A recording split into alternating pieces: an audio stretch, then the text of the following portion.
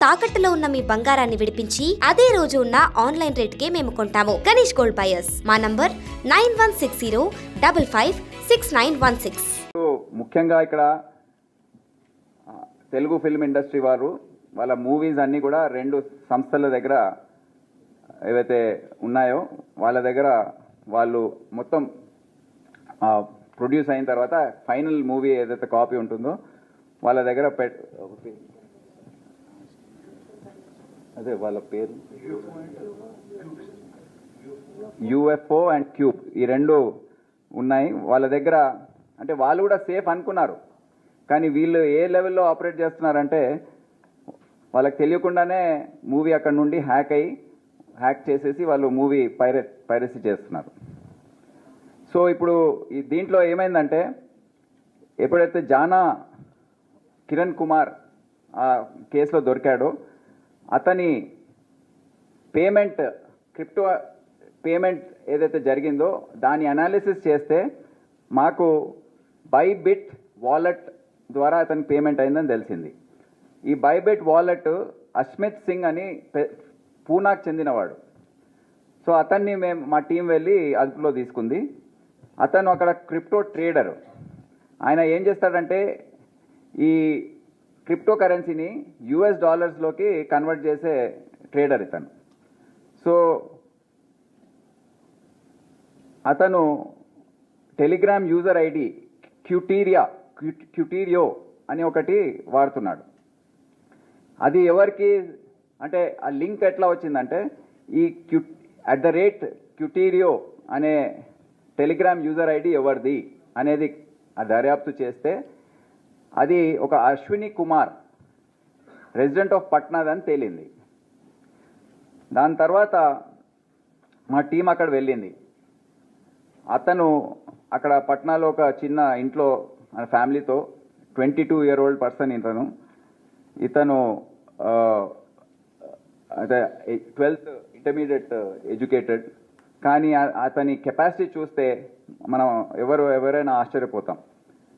అతన్ని అదుపులో తీసుకోవడం జరిగింది. కానీ అతను ఎన్ని జాగ్రత్తలు అంటే ఇంటి చుట్టూ 22 కెమెరాలు పెట్టాడు, మా CCTVs పెట్టి మా టీం వెళ్తూ ఉంటే మొత్తం అతన్ని అంటే అనుమానం వచ్చి ఆయన ఫోన్లో ఉన్న డేటా అంతా కూడా వైపౌట్ చేశాడు. కానీ లక్కీలీ ఈ హార్డ్ డిస్క్ చేయలేకపోయాడు మేము ఎంటర్ కాకముందు, మా టీం ఎంటర్ కాకముందు. దాంట్లో దొరికిన వివరాలు ఇవి. ఇంకా ఫోన్లో ఉంటే ఫోన్ వివరాలు దొరికితే ఇంకా ఏం జరిగేదో మాకు తెలియదు. అంటే ఇంకా వివరాలు ఇంకా విప్లవాత్మకమైన వివరాలు మాకు తెలిసేది.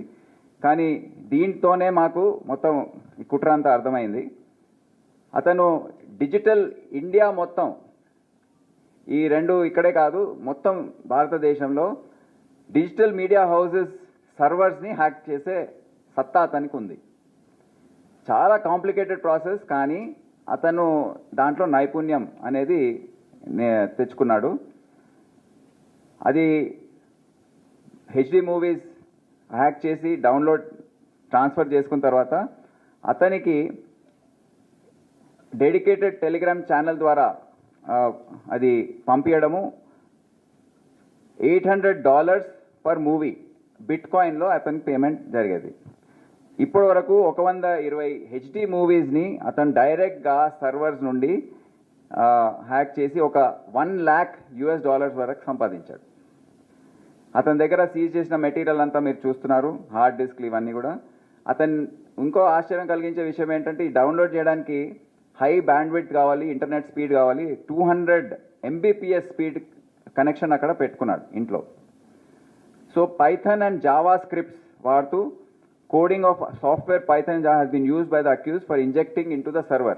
ఈ రెండు Java and Python scripts inject చేసి సర్వర్లోకి ఖాళీ లైనక్స్ అని, బ్యాక్ ట్రాక్ 5 అని, APK ఫైల్స్ ఇవన్నీ కూడా అతను ఈ మెటీరియల్స్ టూల్స్ వాడుతూ ఈ విధంగా సర్వర్స్లోకి ఎంటర్ అయిపోతున్నాడు. మూవీసే కాదు, అన్ని గవర్నమెంట్ వెబ్సైట్స్ కూడా ఇతను హ్యాక్ చేశాడు. ఆ మధ్య మీకు తెలుసా తెలంగాణ వెబ్సైట్స్ అన్నీ కూడా డౌన్ అయ్యాయి. సో ఇటువంటి వారిదే మా తెలంగాణ పోలీస్ సంబంధించిన వెబ్సైట్స్ అన్నీ ఇతని వల్ల కాలేదు, కానీ ఇటువంటి ఇంకా హ్యాకర్స్ ఉన్నట్టున్నారు. ఇతను government of India, government of Bihar, Jharkhand అన్ని వెబ్సైట్స్ హ్యాక్ చేసి అన్ని డీటెయిల్స్, అక్కడ ఉన్న ఎంప్లాయీస్ వాళ్ళ జీతాలు, ఈ సర్వర్ కంపెనీ, ఇప్పుడు ఈ ఈ డిజిటల్ మీడియా కంపెనీస్ అయితే వాళ్ళ జీతాలు వివరాలు అన్నీ అతని దగ్గర ఉన్నాయి టోటల్. ఆ రోజు చూపిస్తే కూడా వాళ్ళు చాలా ఆశ్చర్యపోయారు. ఎలక్షన్ కమిషన్ వెబ్సైట్ కూడా అతను హ్యాక్ చేసి డీటెయిల్స్ అన్ని, అంటే ఇష్టం ఏది అవసరం ఉంటే అది హ్యాక్ చేసేస్తున్నాడు. So private sector and commercial data, movie distributors data, e-commerce platforms data, insurance service providers, Airtel, Jio, Vodafone, ఇవన్నీ కూడా అతను హ్యాక్ చేసే సత్తా అతనికి ఉంది. ఇప్పుడు మాకు దొరికింది ఇతని హార్డ్ డిస్క్లో ఫస్ట్ ఈ కేసు తమిళ్ బ్లాస్టర్స్ వెబ్సైట్లో ఈ హిట్ 3 ద థర్డ్ కేస్ ఏదైతే ఉందో,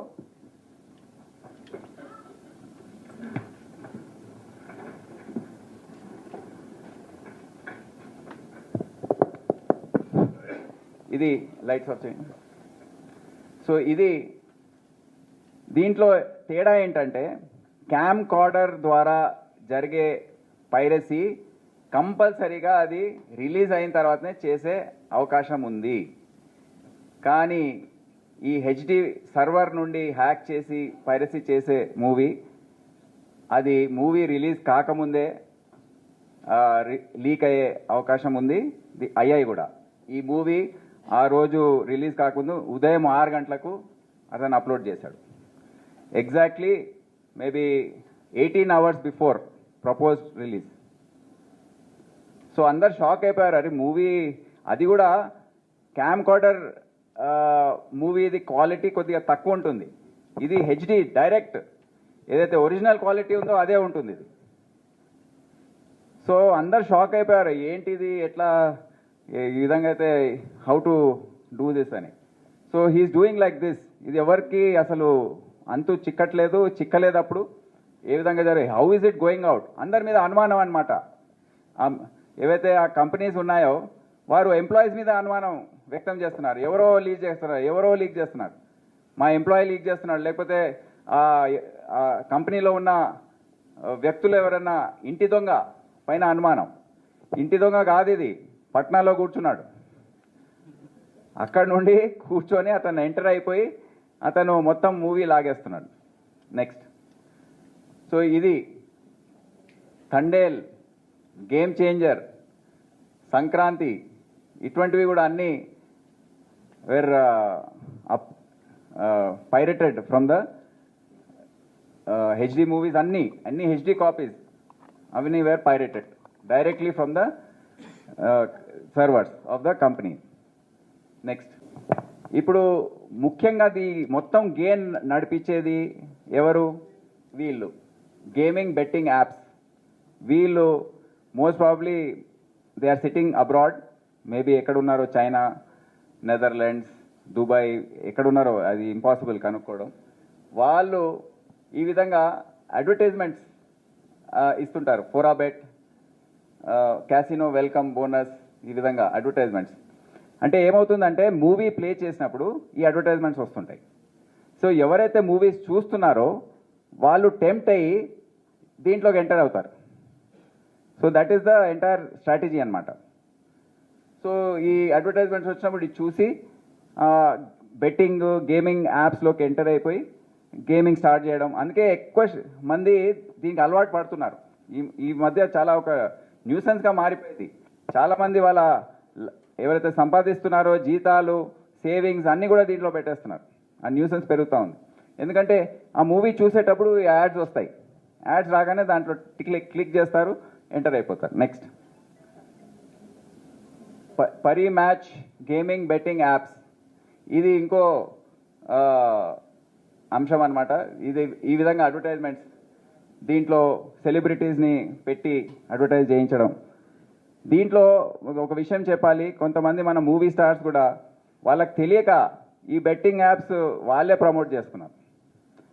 వాళ్ళకి చెప్పిన తర్వాత ఈ విధంగా ఉందంటే చాలా షాక్ అయ్యి అయ్యో ఈ మా సొంత గొయ్యి మేమే దవ్వుకుంటున్న టైప్లో ఫీల్ అయ్యారు.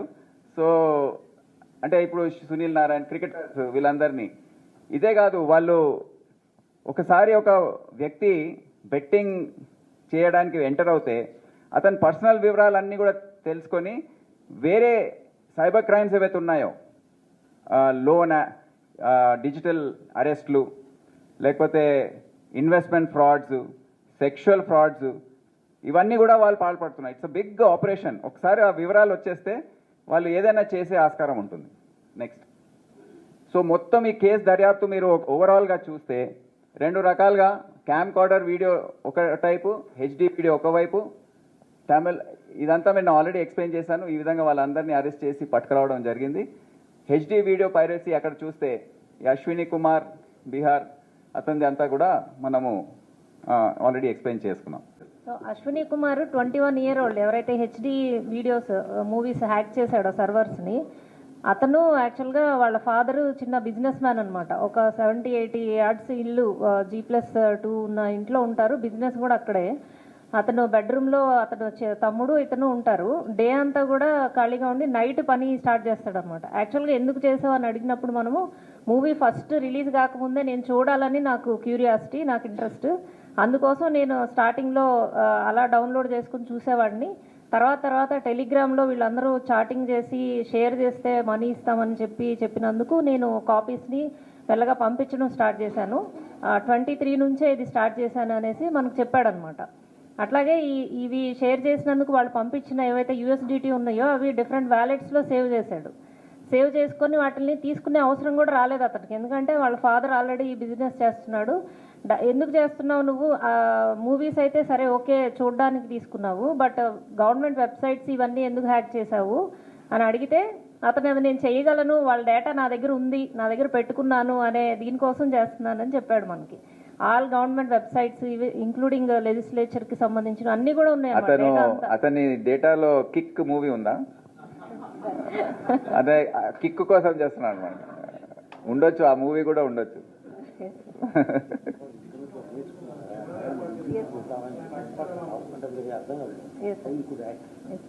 అయితే ఇతను ఇంటర్ అయిపోయిన తర్వాత కాలేజ్లో కూడా జాయిన్ కాలేదు. డీబగ్గింగ్ అనేది ఇతనికి ఇంట్రెస్ట్ అంట. యాక్చువల్గా ఆ డీబగ్గింగ్ నేర్చుకోవడానికి యూట్యూబ్లో వెళ్ళి డిఫరెంట్ ఛానల్స్లో డీబగ్గింగ్ నేర్చుకోవడం స్టార్ట్ చేసి, అలాగే జావా, పైథాన్ ఇవన్నీ కూడా నేర్చుకొని టోటల్గా మూవీస్ని సర్వర్స్కి వెళ్ళి హ్యాక్ చేయడం అనేది నేర్చుకున్నాడు అనమాట. ట్రయల్కి ఫస్ట్ చేసి డౌన్లోడ్ అయిన తర్వాత డైరెక్ట్ థియేటర్ కాపీనే ఇతను తెచ్చేసుకుంటాడు. థియేటర్లో ప్లే కాకముందే. ఎస్ సార్, KDM కీస్ అని ఉంటాయి థియేటర్లో మూవీ వెళ్ళిన తర్వాత. ఆ కీస్ కూడా థియేటర్ యూనిక్గా ఉంటుంది అనమాట. ఈచ్ థియేటర్కి కూడా ఒక KDM కీ ఉంటుంది. దాన్ని థియేటర్ వాళ్ళకి తెలియకుండానే ఇతను వాళ్ళ సర్వర్స్ హ్యాక్ చేసేసి ఇతను డైరెక్ట్గా థియేటర్లో ప్లే కాకముందే ఇతను ఇక్కడ చూసేసి నేను చూశాను అనే ఒక ఇది, అట్లాగే టెలిగ్రామ్లో షేర్ చేయడం. సో అది చేస్తున్నాడు. ఇదంతా కనుక్కోవడంలో మా ఇద్దరు సిబ్బంది ఉన్నారా, వచ్చారా? రండి, ఇక్కడ రండి ఒకసారి. అంటే ఏ విధంగా చేస్తున్నాడు అనేది మాకు చాలా